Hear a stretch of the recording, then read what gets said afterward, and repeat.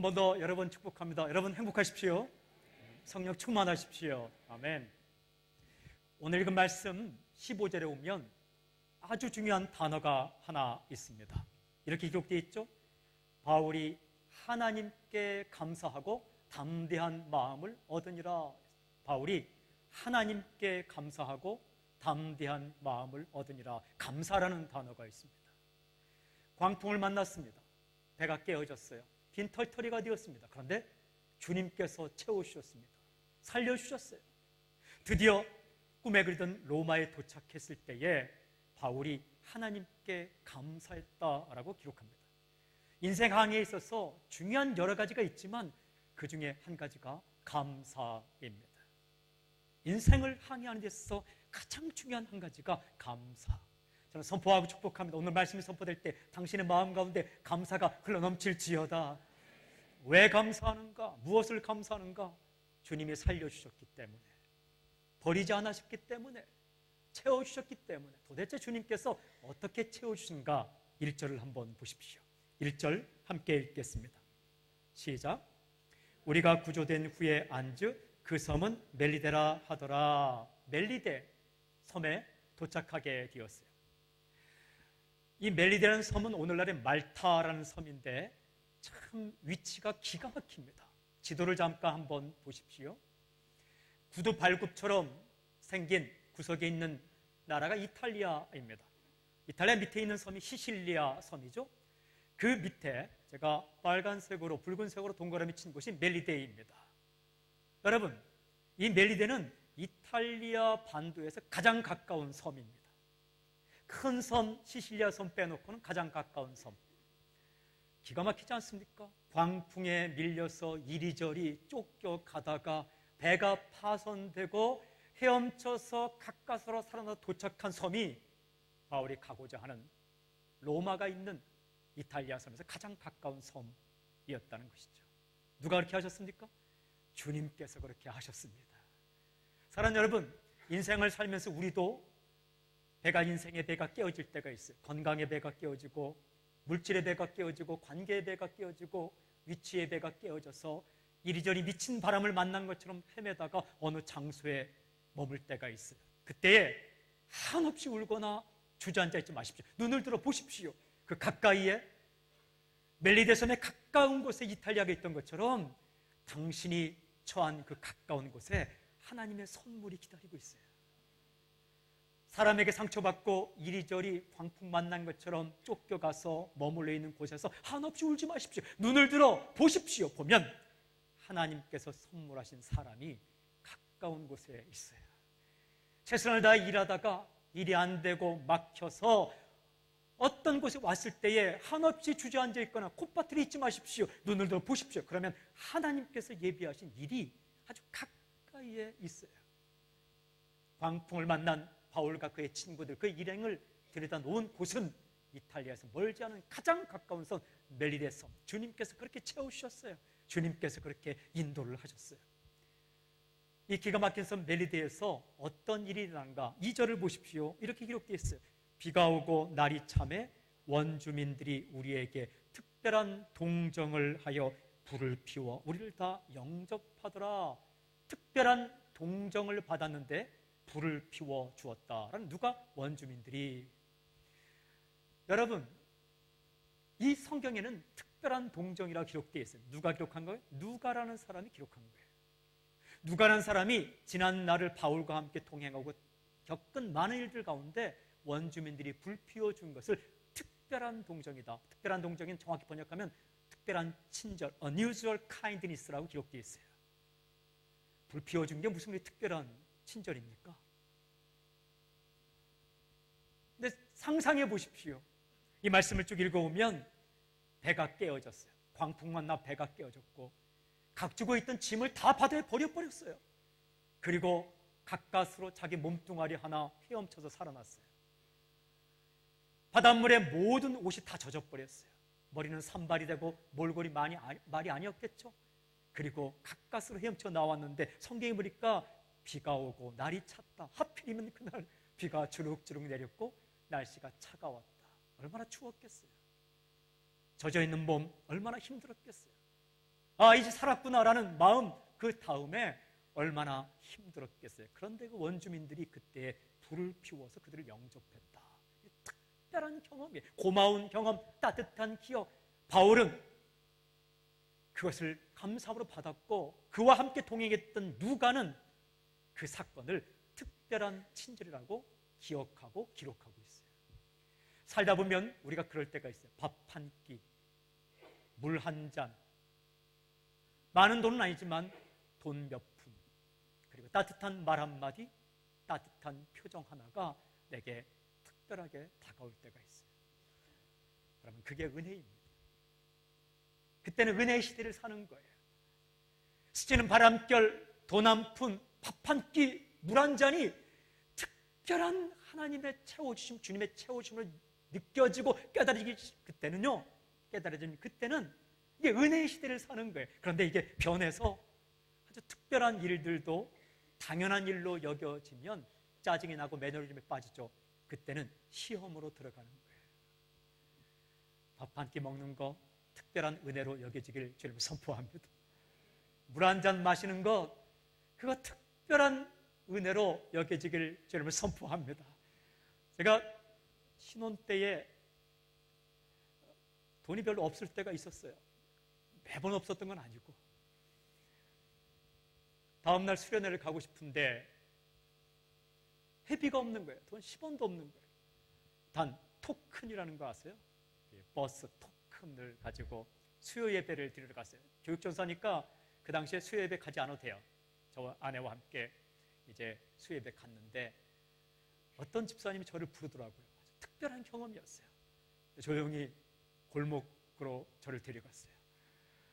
이상한 사람이 저를 골목으로 데려가면 무서운 사건이 나타나지만 기도하는 분이 저를 데려가더니 필요한 데 쓰시라고 흰 봉투를, 저는 흰 봉투가 그렇게 좋은 건지 그때 처음 알았어요. 그래서 이제 흰 봉투를 주셨는데 펼쳐보니까 3만 원이 들어있었어요.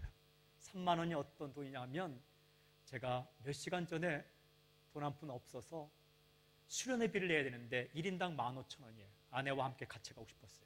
강원도 탄광촌으로 참 이웃이란 주제로 가는데 1인당 15,000원이에요. 교육자라고 그냥 안 내기는 뭐하고 또 자존심이 있으니까. 그런데 정확히 3만 원이 왔는데 제가 그것을 받아들고 참으로 그래서 그걸 탁 털어서 다 냈어요. 갔다 오면 어떻게 될지 모르지만 그런데 그때 가서 본 탄광촌의 모습은 제 인생을 바꿔놓았어요. 진폐증, 죽폐증, 먼지가 폐에 쌓여서 죽어가는 사람들, 그들에게 전도하고 찬양하고 위로할 때 눈물을 받아주는 그 사람들을 보면서 사람을 위로하고 사람을 격려하고 사람을 찾아가는 게 이렇게 소중한 일이구나. 그때부터 아우니치에 붙들려서 참 많이 다녔죠. 그런데 지금도 생각하면 그 3만 원은 호주 달러 30달러죠. 특별한 거예요. 저는 그분의 이름을 지금도 기억해요. 그분의 남편과 아들과 그분의 어머니와 그 남편의 직업과 사업체를 다 기억해요. 그만큼 남는 게 있어요. 여러분, 당신이 살 때에 평범한 것, 당연스러운 일이지만 어느 순간 특별하게 다가온 친절이 있어요. 특별하게 다가온 그런 대접이 있어요. 그 누가 하셨는가? 주님께서 그렇게 하시는 거예요. 사람을 지켜서. 사도 바울이 로마에 도착했을 때 풍랑을 만나 헤매다가 도착한 곳이 멜리데서, 그것도 감사. 그리고 비가 오고 춥고 젖은 몸으로 있을 때에 그 원주민들이 불을 피워준 것도 특별한 대접, 그것도 감사.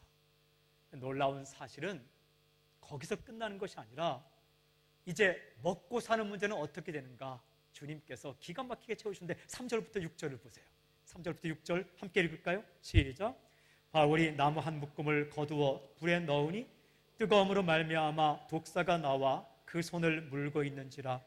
원주민들이 이 짐승이 그 손에 매달려 있음을 보고 서로 말하되 진실로 이 사람은 살인한 자로다. 바다에서는 구조를 받았으나 공의가 그를 살지 못하게 함이로다 하더니 바울이 그 짐승을 불에 떨어버리매 조금도 상함이 없더라. 그들은 그가 붙든지 혹은 갑자기 쓰러져 죽을 줄로 기다렸다가 오래 기다려도 그에게 아무 이상이 없음을 보고 돌이켜 생각하여 말하되 그를 신이라 하더라. 독사가 나와서 바울 손을 물었어요. 사람들이 말합니다. 이 사람은 살인자라다. 죽지 않았어요. 사람들이 말을 바꿉니다. 그를 신이라 하더라. 그 얘기예요. 희한한 사건이에요. 희한한 사건을 통해서 하나님께서, 주님께서 바울에게 채워주세요. 여러분, 사람은 독사에 물리면 죽습니다. 근데 바울이 죽지 않았어요. 희한한 사건이 나왔어요. 뱀에 물렸을 때 이해할 수 없는 사건이, 힘든 사건이에요. 뱀이 물고 있을 때 얼마나 마음이 힘들었겠어요. 근데 죽지 않았어요. 이거 바울이 고의로 한 거 아닙니다. 여러분, 고의로 뱀 입에다가 손가락 넣으면 죽습니다. 조작한 거 아닙니다. 인생은 조작으로 되지 않아요. 갑자기 다가온 사건이에요. 뜻밖의 사건이에요. 예상치 못한 사건이에요. 원치 않은 사건이에요. 그러나 일어난 사건이에요. 그런데 그 사건이 바울과 바울의 친구들과 일행들이 먹고 사는데 계기가 돼요. 7절을 보세요. 7절 제가 읽을게요. 이 섬에서 가장 높은 사람 보블리오라 하는 이가 그 근처에 토지가 있는지라 그가 우리를 영접하여 사흘이나 친절히 머물게 하더니, 보블리오 추장이 바울과 그의 친구들을 영접해서 쓸 것을 주었다, 머물게 했다라는 거예요. 질문, 보블리오가 왜 바울을 초청했을까요? 그냥 초청했을까요? 기도하다가 응답받아 초청했을까요? 아니에요. 독사 사건 때문에 그래요. 이 독사 사건을 통해서 볼 때에 보블리오의 입장에서 보니까 바울이 보통 사람이 아니거든요. 희한한 사람이거든요. 아주 만나보고 싶은 사람이거든요. 자기 집에 초청해서 며칠? 3일만 함께 있어보자 라고 초청을 한 거예요. 살다 보면 뜻밖의 어려운 사건이 나타날 때가 있어요. 여러분, 그 뜻밖의 사건이 나타날 때 절대 당황하지 마십시오. 그 주님께서 하시는 사건입니다. 그 사건 때문에 당신은 복을 받게 될 것입니다. 요셉의 아내 마리아가 아이를 가지게 되었어요. 뜻밖의 사건이. 어떻게 처녀가 아이를 가집니까? 놀랐어요. 그때 천사가 가서 말합니다. 내 안에 아기가 있다. 구세주가 날 것이다. 어떻게 받아들입니까? 받아들일 수 없었어요. 그리고 그 사촌되는 이 엘리사벳, 친척되는 엘리사벳이 찾아갔을 때에 그 소식을 듣고 마리아가 이렇게 노래해요. 주님을 찬양하고 난 후에 나는 이제부터 복이 있다 일컬음을 받을 것이라 이랬어요. 뜻밖의 사건, 이해할 수 없는 사건이 일어났을 때 마리아의 고백은 이거예요. 나는 이제부터 복이 있다 일컬음을 받을 것이라. 여러분, 우린 처녀가 아기를 가지면 어떻게 돼서 이제 내 인생은 망했구나 이렇게 생각할 거 아니에요. 그런데 마리아는 그렇게 말하지 않았어요. 이제부터 이 일로 인해서, 이 사건으로 인해서 내가 복을 받을 것이다. 정말 마리아는 복을 받았어요. 마리아를 숭배하는 것은 잘못했지만 마리아만큼 정결하고 모든 사람에게 사랑받는 여인이 어디 있습니까? 신으로 섬기지 않는다면 마리아만큼 소중한 여인이 어디 있겠습니까? 믿음의 여인, 사랑의 여인. 여러분, 그런 거예요. 독사가 내 손가락을 물었을 때, 바울의 손가락을 물었을 때 이해할 수 없는 사건, 받아들일 수 없는 사건이지만 그 사건이 계기가 되어서 하나님께서 채워주기 시작해. 3일 동안 머물 집을 주셨어요. 3일 동안 먹을 양식을 주셨어요. 그리고 잠잘 곳을 주셨어요. 그런데 놀라운 사실은 그것으로 끝나지 않아요. 3일이 3개월이 돼요. 8절부터 10절을 보세요. 같이 한번 읽을까요? 시작. 보블리오의 부친이 열병과 이질에 걸려 누워있거늘 바울이 들어가서 기도하고 그에게 안수하여 낫게 하며, 이러므로 섬 가운데 다른 병든 사람들이 와서 고침을 받고 후한 예로 우리를 대접하고 떠날 때에 우리 쓸 것을 배에 실었더라. 보블리오의 아버지가 그때 병에 걸렸어요. 열병과 이질. 바울이 고쳐주었어요. 성경에 보니까 다른 병든 사람들이 또 찾아왔어요. 또 고쳐주었어요. 그랬더니 3개월 동안 대접하고 떠날 때에 쓸 것도 실어주었더라 라는 거예요. 몇 개월 동안? 3개월 동안. 기가 막힌 거예요. 주님께서 우리 인생을 채워줄 때는요, 작은 것부터 시작해서 계속해서 채워주세요. 이런 순서예요. 어떤 순서예요? 멜리데 섬에 도착했어요. 불을 피워주었어요. 불을 피워줄 때 바울이 나뭇가지를 넣다가 독사 사건이 일어났어요. 독사 사건 때문에 보블리오가 관심을 가지고 3일을 머물게 해요. 그 집에 들어갔는데 보블리오의 아버지가 병에 걸렸고 고쳐주니까 많은 사람이 다가왔고 그들의 병도 고쳐주니 3개월 먹을 것을 주었어요. 재워주었어요. 빈털털인데, 그리고 배가 다시 떠나서 로마로 갈 때에 무엇까지 주었다고요? 성경에 보니까 쓸 것을 다 실어서 양식까지 옷까지까지 실어 주었어요. 그렇게 하나님이 역사하셨어요. 작은 것으로 시작해서 계속 채워주는 거예요. 사랑하는 여러분, 이 말씀을 통해 저는 두 가지 선포합니다. 한꺼번에 모든 것을 다 주실 것이라 기대하지 마십시오. 일생 필요한 거 다 내게 주십시오. 아니에요. 매일매일 주시는 거예요. 그러나 계속, 주님의 법칙, 매일매일 계속. 여러분, 한꺼번에 많은 것 받는 게 더 좋아요? 필요할 때마다 매일매일 받는 게 좋아요. 매일매일 이른 비와 늦은 비를 내리시 주님께서 채워주시는 거예요. 그러므로 사랑하는 여러분, 한꺼번에 모든 거 없다고 울지 마세요. 인생은 매일매일 사는 거예요. 인생은 쌓아놓고 사는 거 아니에요. 누가 보면 어느 부자가 곡식을 많이 거둬 창고에 쌓아놓고 나는 이제 배불리 먹을 수 있겠구나. 주님께서 말씀하세요. 내 생명을 가져가면 그날로 끝나는 거 아니냐. 매일매일 만나 법칙을 기억하세요. 출애굽기 보면 만나가 어떻게 매일매일 내렸어요. 안식일 전날은 이틀분 내렸어요. 매일매일, everyday. 주님께서 가진 주기도문에 보면 오늘 우리에게 일용할 양식을 주옵시고 daily bread, 매일 양식을 주십시오. 주님은 그렇게 채워주시는 거예요. 거기까지 가면 또 필요한 것, 거기까지 가면 또 필요한 것, 작은 것 시작했어요. 또 한 가지는 사랑하는 여러분, 작은 제안을 무시하지 마십시오. 보블리오가 우리 집에 들어와 계십시오 했을 때 그 제안을 무시하지 마십시오. 그 제안을 받아들일 때에 보블리오 부친도 병을 고칠 수 있고 다른 사람의 병도 고칠 수 있고 3개월 동안 필요한 것도 얻을 수 있고 로마까지 가는데 필요한 물건들을 얻을 수 있는 거예요. 작은 제안, 보블리오의 제안을 무시하지 않았을 때, 더 나아가면 사람들이 불을 피워주겠다고 했을 때에 그 불 피워주는 것을, 불가에 가는 것을 거절하지 않았을 때 자존심 내세우지 마십시오. 내가 이래봬도 바다를 헤엄쳐서 살아나온 사람인데 당신들이 내게 무슨 친절을, 아니에요. 친절을 베풀 때는 받을 줄 알아야 돼요. 그 제안을 받아들이면 거기서부터 인생이 풀리는 거예요. 작은 제안이 3일이 되고 3일이 3개월이 되고 3개월이 평생 되는 거예요. 선한 일도 그래요. 악한 일도 마찬가지. 악한 일도 작은 제안 받아들이면 3일 타락해요. 3일 타락하면 3개월 타락해요. 3개월 타락하면 일평생 타락해요. 그러므로 선한 일에 있는 한, 선한 일에 관한 한 작은 제안들을 받아들일 줄 알아야 돼요. 사람이 결혼하는 것도 커피 한 잔 마시겠습니까? 이거 받아들이면서 시작되는 거예요. 선교도 마찬가지예요. 선교도 4일, 5일, 일주일 단기 아웃리치 갔다 와서 감동받은 사람이 1년 단기 선교 가고 1년 단기 선교 갔다 온 사람이 모집져서 평생 장기 선교사 가는 거예요. 헌신도 마찬가지예요. 봉사도 마찬가지예요. 복도 마찬가지예요. 복은 작은 시작이란 파이프라인을 통해서 우리에게 다가와요. 그러므로 선한 감동이 올 때, 선한 제의가 올 때 거절하지 마십시오. 내가 이런 작은 일을 할 사람이 아니다. 여러분, 그 작은 일을 따라가면 그 길 끝에 주님의 복이 있어요. 주님의 은총이 있어요. 작지만 헌신의 자리, 작지만 사랑의 자리, 작지만 봉사하는 자리, 작지만 베푸는 자리에 가야 되고, 그런 제안이 있을 때 앞으로 청사진이 잘 보이지 않아도, 앞으로 일을 잘 모르더라도 그걸 받아들이세요. 하루하루 사는 거예요.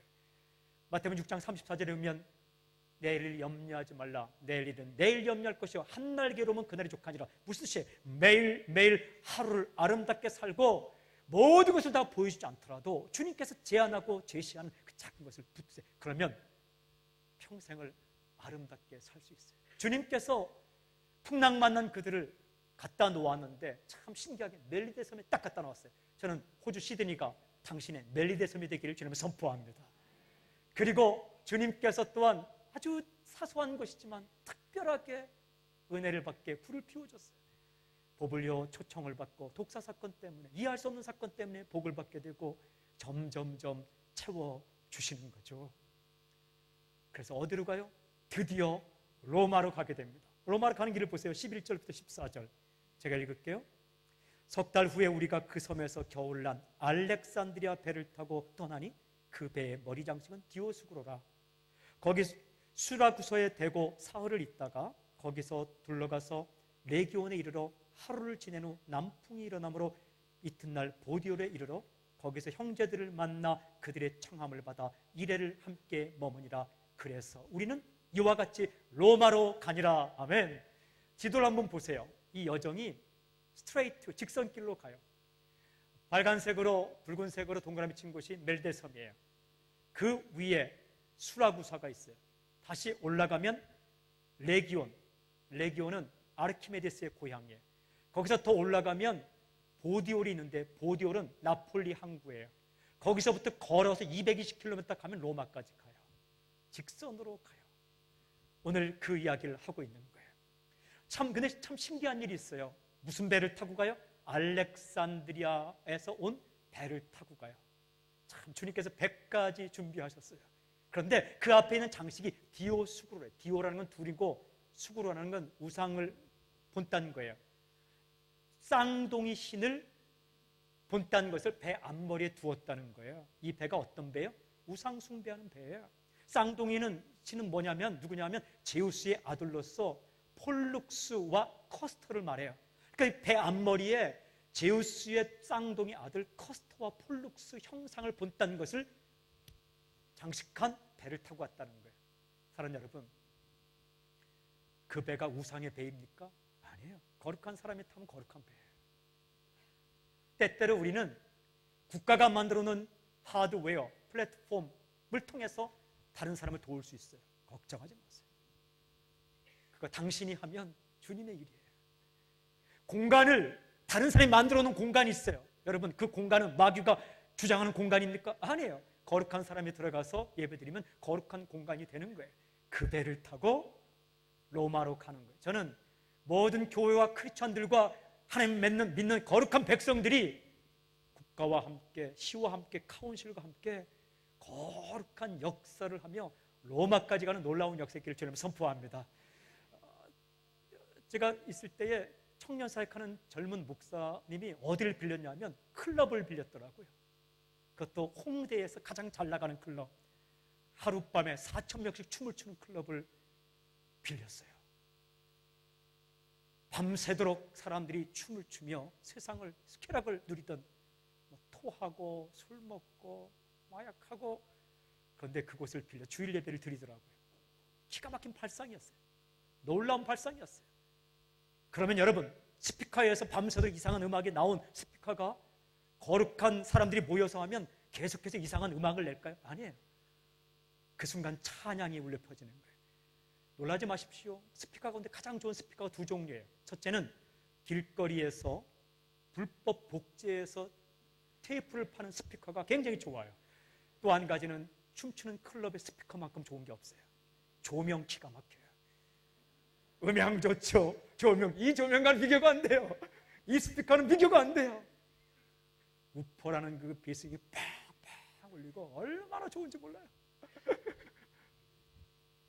근데 그것을 빌려서 다 청소를 하고 찬양을 할 때에 젊은이들이 수없이 많이 와서 거기서 예배의 장소, 그리고 새벽에 가서 특정 음료를 말해서 뭐하지만 비읍으로 시작되는 것을 이렇게 주고, 그리고 청소하고, 다 먹고 토하고 간 거리를 다 청소하고 그걸 깔끔하게, 그랬더니 그곳에 일하는 이 몸에 좀 그림 좀 그리신 분들이 와서 당신들은 다르다. 여러분, 세상을 두려워하지 마세요. 세상을 겁먹지 마세요. 그 알렉산드리아에 온 우상을 새긴 그 배를 타고 로마까지 가는 거예요. 로마까지 갈 때에 항구를 지나서 보디올까지 가는 거예요. 보디올을 거쳐서 가는 거죠. 그래서 가는데 그 길을 어떤 길을 가느냐, 15절 보세요. 15절 함께 읽을까요? 시작.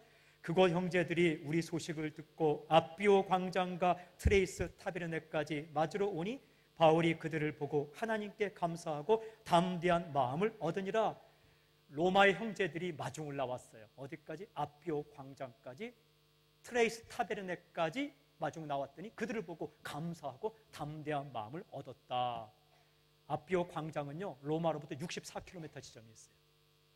로마에 있는 형제들이 64km를 걸어서 거기까지 마중 나왔대요. 트레이스 타베르네는 45km 지점에 있어요. 거기까지 또 형제들이 나왔대요.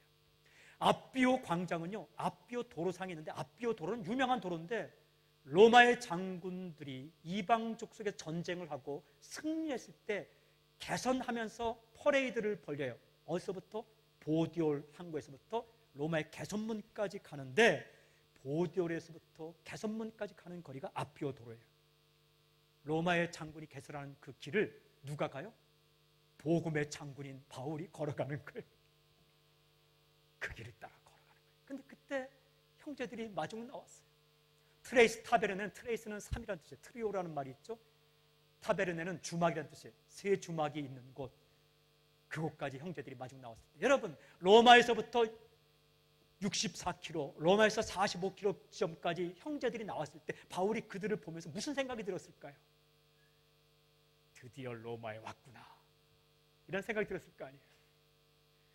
야, 이리저리 밀리고 밀리다가 이곳으로 갔다 저곳으로 갔다 광풍에 밀렸다가, 그러나 주님께서 나를 드디어 이곳으로 인도하셨구나.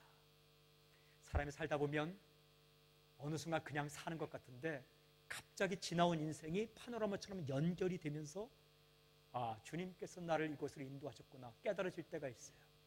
바울의 마음 가운데 로마 형제들을 보자, 아, 드디어 로마에 왔구나.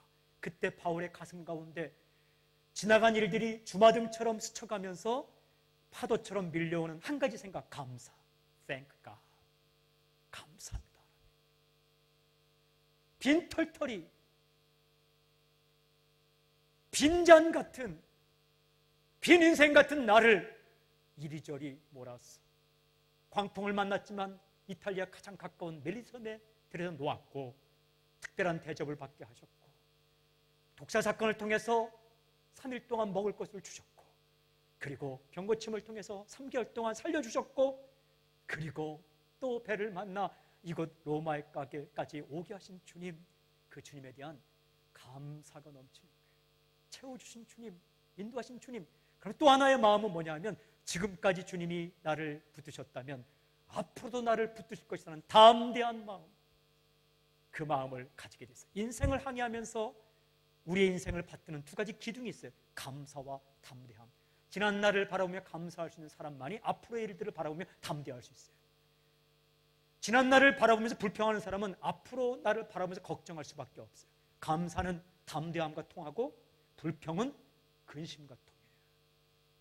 바울의 마음 가운데 감사가 넘치고 담대함이 생겼어요. 사랑하는 여러분, 지금까지 당신이 어떤 일을 만났을지라도 채우신 주님 때문에 오늘 당신의 마음 가운데 감사와 감격이 넘치길 주님을 선포합니다. 그리고 앞으로의 일들을 바라보며 담대할 수 있기를 주님을 선포합니다. 바울이 로마에 들어갔어요. 로마에 들어가서 쓴 성경이 4권이에요. 에베소서, 빌립보서, 골로새서, 빌레몬서. 이 성경을 다시 다 읽어보면요, 기가 막힌 내용들인데 확신에 차 있고 감사에 차 있어요. 근데 그 중에서 빌립보서 4장 19절 보면 바울이 이렇게 고백해요. 나의 하나님이 그리스도 예수 안에서 영광 가운데 풍성한 대로 너희 모든 쓸 것을 채우시리라. 나의 하나님이 채우시리라. 이 번역이요, 영어 성경에는 기가 막히게 됐어요. And my God, 나의 하나님이 will meet, 만날 것이다. All your needs, 내가 필요한 모든 필요를 만날 것이다. 무슨 뜻이에요? 우리는 내가 필요한 문제들을 만난다고 생각해요. 돈 100달러가 필요하면 내가 100달러를 만나서 그걸 처리해야 된다고 생각해요. 그러나 성경은 And my God, 나의 하나님이 all your need, 너의 필요한 것을 하나님이 직접 만나줄 것이다. 여러분, 필요한 문제, 필요한 물질, 필요한 건강, 필요한 일들이 있을 때 하나님이 직접 만나주신대요. 채워주신다는 거예요. 영광 가운데 풍성한 대로 하나님은 채우실 때 째째하게 채우지 않아요. 찰랑찰랑 채우지 않아요. 풍성하게 넘치도록 채우셨어요. 다윗은 고백합니다. 나의 잔이 넘치나이다. My cup overflows. 내 잔이 넘치나이다. Abundance, 이 풍성함은 하나님의 성품이에요. 우리는 누굴 도와주더라도 좀 찔끔찔끔 도와줘요. 근데 주님은 한 번 도와주면 풍성히 도와줘요. 은혜를 베풀 때에 풍성히 부으세요. 그냥 내가 받은 것 같고 안 받은 것, 그건 은혜 아니에요. 받아서 불가항력적으로 기도가 되고 찬양이 되고 은혜가 되고 그냥 나아가는 것, 나도 모르게 하는 것, 그렇게 은혜를 부어주세요. 나의 하나님이 그리스도 예수 안에 있기만 하면 영광 가운데 풍성한 대로 너의 모든 쓸 것을, 나의 모든 쓸 것을 채우시리라. 그 고백을 로마 감옥에서 쓰는 거예요. 지난날 광풍 만나 온 기억들을 되새기면서 앞으로 그렇게 채우실 거예요. 사랑하는 여러분, 두려워하지 마십시오. 낭망하지 마십시오. 걱정하지 마십시오. 근심하지 마십시오. 주님께서 반드시 채워줄 줄로 믿습니다. 그렇게 역사하시는 거예요. 이 말씀을 읽는데 찬양이 생각나더라고요. 첫 번째 찬양은 어린이들과 함께 하는 찬양인데, 나는 구원 열차 올라타고서, 이건데 2절이 이렇게 되어 있어요. 나는 구원 방주 올라타고서 하늘 날아가지요. 험한 시험 물결 달려들어도 전혀 겁내지 않죠. 뱃삭 필요 없어요. 주님 선장 되시니 나는 염려 없어요. 나는 구원 방주 올라타고서 하늘 날아가지요. 이 찬양이 생각나더라고요. 그러니까 왜 내가 험한 시험 물결 달려들어도 겁먹지 않느냐? 주님이 선장 되시니까, 주님이 내 인생의 키를 붙잡고 있으니까, 인생 항해 동안 주님께서 나의 선장 되시니 나는 겁먹을 필요가 없다. 그 찬양이 생각나더라고요. 주님 선장 되시니. 또 하나의 찬양은 하나님의 은혜. 나를 지으신 이가 하나님, 나를 부르신 이도 하나님, 나를 보내신 이도 하나님, 나의 나 된 것은 다 하나님의 은혜라. 근데 제가 악보를 보지 않고 타이핑을 치는데 한 글자를 빼먹었어요. 처음에 나의 나 된 것은 하나님의 은혜를 읽었더라고요. 다가 빠졌더라고요. 다. 그래서 다시 썼어요. 나의 나 된 것은 다 하나님의 은혜라. 한량없는 은혜, 갚을 길 없는 은혜, 내 삶을 애워싸는 하나님의 은혜. 그 찬양을 부르고 또 불렀어요. 여러분, 광풍 만나 빈털털이 된 바울과 친구들 살려주었어요. 채워주셨어요. 먼 곳인 줄 알았는데 멜리데 섬에 도착하게 하셨고, 평소에는 신경 쓰지 않아도 할 일을 다른 사람을 통해서 대접받게 하셨고, 한 번의 희한한 사건이 3일이 되고 3일이 3개월이 되고 먹을 것, 입을 것을 다시 공급받고 로마까지 왔어요. 로마에 도착한 바울의 마음 가운데 있었던 중요한 마음, 감사. Thank God. Thank you. 하나님. 그 신실하신 하나님, 채우신 하나님, 그 하나님에 대한 감사와 담대함이 오늘 당신의 마음 가운데 충만하게 임하기를 주님 선포합니다.